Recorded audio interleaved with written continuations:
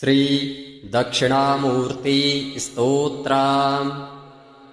विश्वं दर्पणदृश्यमाननगरी तुल्यं निजान्तर्गतम् पश्यन्नात्मनि मायया बहिरिवोद्भूतं यथा निद्रया। यः साक्षात् कुरुते प्रबोधसमये स्वात्मानमेवाद्वयम् तस्मै श्रीगुरुमूर्तये नम इदं श्रीदक्षिणामूर्तये। बीजस्यान्तरिवाङ्कुरो जगदिदं प्रानिर्विकल्पं पुनः मायाकल्पितदेशकालकलना वैचित्र्यचित्रीकृतम्। मायावीव विजृम्भयत्यपि महा योगी वयः स्वेच्छया तस्मै श्रीगुरुमूर्तये नम इदं श्रीदक्षिणामूर्तये। यस्यैव स्फुरणं सदात्मकमसत् कल्पार्थकं भासते साक्षात् तत्त्वमसीति वेदवचसा यो बोधयत्याश्रितान्। यत्साक्षात्करणात् भवेन्न पुनरा वृत्तिर्भवाम्भोनिधौ तस्मै श्रीगुरुमूर्तये नम इदं श्रीदक्षिणामूर्तये। नानाच्छिद्रघटोदरस्थितमहा दीपप्रभाभास्वरं ज्ञानं यस्य तु चक्षुरादिकरण द्वारा बहिः स्पन्दते। जानामीति तमेव भान्तमनुभात्येतत्समस्तं जगत् तस्मै श्रीगुरुमूर्तये नम इदं श्रीदक्षिणामूर्तये। देहं प्राणमपीन्द्रियाण्यपि चलां बुद्धिं च शून्यं विदुः स्त्रीबालान्धजडोपमास्त्वहमिति भ्रान्ताभृशं वादिनः। मायाशक्तिविलासकल्पितमहा व्यामोहसंहारिणे तस्मै श्रीगुरुमूर्तये नम इदं श्रीदक्षिणामूर्तये। राहुग्रस्तदिवाकरेन्दुसदृशो मायासमाच्छादनात् सन्मात्रः करणोपसंहरणतो यो भूत्सुषुप्तः पुमान्। प्रागस्वाप्समिति प्रबोधसमये यः प्रत्यभिज्ञायते तस्मै श्रीगुरुमूर्तये नम इदं श्रीदक्षिणामूर्तये। बाल्यादिष्वपि जाग्रदादिषु तथा सर्वास्वस्थास्वपि व्यावृत्तास्वनुवर्तमानमहमीत्यन्तः स्फुरन्तं सदा। स्वात्मानं प्रकटीकरोति भजतां यो मुद्रया भद्रया तस्मै श्रीगुरुमूर्तये नम इदं श्रीदक्षिणामूर्तये। विश्वं पश्यति कार्यकारणतया सस्वामि सम्बन्धतः शिष्याचार्यतया तथैव पितृपुत्राद्यात्मना भेदतः। स्वप्ने जाग्रति वा य एष पुरुषो मायापरिभ्रामितः तस्मै श्रीगुरुमूर्तये नम इदं श्रीदक्षिणामूर्तये। भूरम्भांस्यनलो नीलोऽम्बरमहर्नाथो हिमांशुः पुमान् इत्याभाति चराचरात्मकमिदं यस्यैव मूर्त्यष्टकम्। नान्यत् किञ्चन विद्यते विमृशतां यस्मात् परस्माद्विभो तस्मै श्रीगुरुमूर्तये नम इदं श्रीदक्षिणामूर्तये सर्वात्मत्वमिति स्फुटीकृतमिदं यस्मादमुष्मिन्स्तवे तेनास्य श्रवणात्तदर्थमनना ध्यानाच्च संकीर्तनात् सर्वात्मत्वमहाविभूतिसहितं स्यादीश्वरत्वं स्वतः सिद्धेत्तत्पुनराष्टधा परिणतं चैश्वर्यमाव्याहतम् विश्वं दर्पणदृश्यमाननगरी तुल्यं निजान्तर्गतं पश्यन्नात्मनि मायया बहिरिवोद्भूतं यथा निद्रया यः साक्षात् कुरुते प्रबोधसमये स्वात्मानमेवाद्वयं तस्मै श्रीगुरुमूर्तये नम इदं श्रीदक्षिणामूर्तये बीजस्यान्तरिवाङ्कुरो जगदिदं प्रानिर्विकल्पं पुनः मायाकल्पितदेशकालकलना वैचित्र्यचित्रीकृतं मायावीव विजृम्भयत्यपि महायोगी वयः स्वेच्छया तस्मै श्रीगुरुमूर्तये नम इदं श्रीदक्षिणामूर्तये यस्यैव स्फुरणं सदात्मकमसत् कल्पार्थकं भासते साक्षात् तत्त्वमसीति वेदवचसा यो बोधयत्याश्रितान्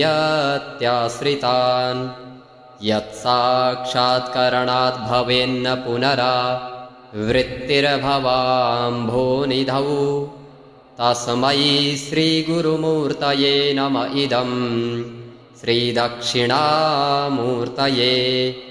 नानाच्छिद्रघटोदरस्थितमहा दीपप्रभाभास्वरं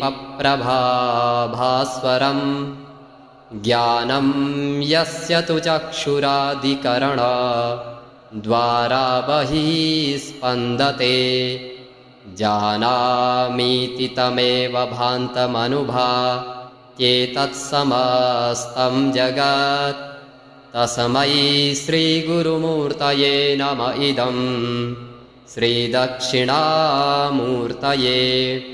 देहं प्राणमपीन्द्रियाण्यपि चलां बुद्धिं च शून्यं विदुः स्त्रीबालान्धजडोपमास्त्वहमिति भ्रान्ताभृशं वादिनः मायाशक्तिविलासकल्पितमहा व्यामोहसंहारिणे तस्मै श्रीगुरुमूर्तये नम इदं श्रीदक्षिणामूर्तये राहुग्रस्तदिवाकरेन्दुसदृशो मायासमाच्छादनात् सन्मात्रः करणोपसंहरणतो यो भूत्सुषुप्तः पुमान् प्रागस्वाप्समिति प्रबोधसमये यः प्रत्यभिज्ञायते तस्मै श्रीगुरुमूर्तये नम इदं श्रीदक्षिणामूर्तये बाल्यादिष्वपि जाग्रदादिषु तथा सर्वास्वस्थास्वपि व्यावृत्तास्वनुवर्तमानमहमीत्यन्तः स्फुरन्तं सदा स्वात्मानं प्रकटीकरोति भजतां यो मुद्रया भद्रया तस्मै श्रीगुरुमूर्तये नम इदं श्रीदक्षिणामूर्तये विश्वं पश्यति कार्यकारणतया सस्वामि सम्बन्धतः शिष्याचार्यतया तथैव पितृपुत्राद्यात्मना भेदतः स्वप्ने जाग्रति वा य एष पुरुषो मायापरिभ्रामितः तस्मै श्रीगुरुमूर्तये नम इदं श्रीदक्षिणामूर्तये भूरम्भांस्य नलो नीलोऽम्बरमहर्नाथो हिमांशुः पुमान् इत्याभाति चराचरात्मकमिदं यस्यैव मूर्त्यष्टकम् नान्यत् किञ्चन विद्यते विमृशताम् यस्मात्परस्माद्विभो तस्मै श्रीगुरुमूर्तये नम इदं श्रीदक्षिणामूर्तये सर्वात्मत्वमिति स्फुटीकृतमिदं यस्मादमुष्मिन्स्तवे तेनास्य श्रवणात्तदर्थमनना ध्यानाच्च संकीर्तनात् सर्वात्मत्वमहाविभूतिसहितं स्यादीश्वरत्वं स्वतः सिद्धेत्तत्पुनराष्टधा परिणतम् ऐश्वर्यमाव्याहतम् विश्वं दर्पणदृश्यमाननगरी तुल्यं निजान्तर्गतम् पश्यन्नात्मनि मायया बहिरिवोद्भूतं यथा निद्रया यः साक्षात् कुरुते प्रबोधसमये स्वात्मानमेवाद्वयम् तस्मै श्रीगुरुमूर्तये नम इदं श्रीदक्षिणामूर्तये बीजस्यान्तरिवाङ्कुरो जगदिदं प्रानिर्विकल्पं पुनः मायाकल्पितदेशकालकलना वैचित्र्यचित्रीकृतम् मायावीव विजृम्भयत्यपि महा योगी वयः स्वेच्छया तस्मै श्रीगुरुमूर्तये नम इदं श्रीदक्षिणामूर्तये यस्यैव स्फुरणं सदात्मकमसत् कल्पार्थकं भासते साक्षात् तत्त्वमसीति वेदवचसा यो बोधयत्याश्रितान् यत्साक्षात्करणात् भवेन्न पुनरावृत्तिर्भवाम्भोनिधौ तस्मै श्रीगुरुमूर्तये नम इदं श्रीदक्षिणामूर्तये नानाच्छिद्रघटोदरस्थितमहा दीपप्रभाभास्वरम्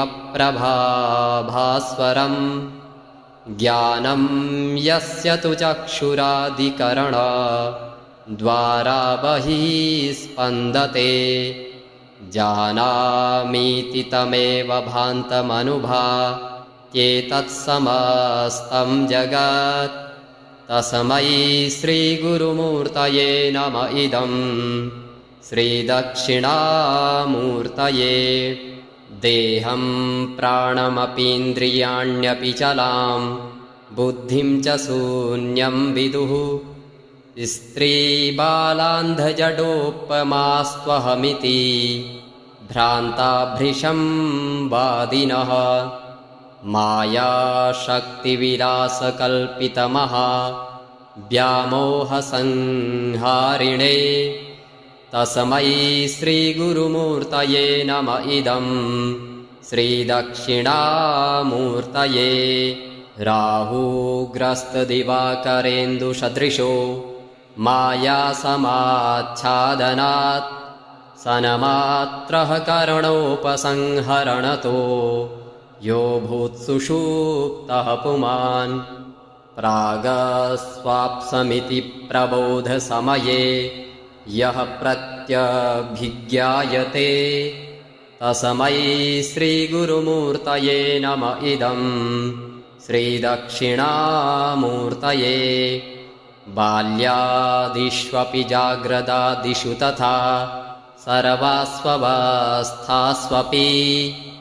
व्यावृत्तास्वनुवर्तमानमहमीत्यन्तः स्फुरन्तं सदा स्वात्मानं प्रकटीकरोति भजतां यो मुद्रया भद्रया तस्मै श्रीगुरुमूर्तये नम इदम् श्रीदक्षिणामूर्तये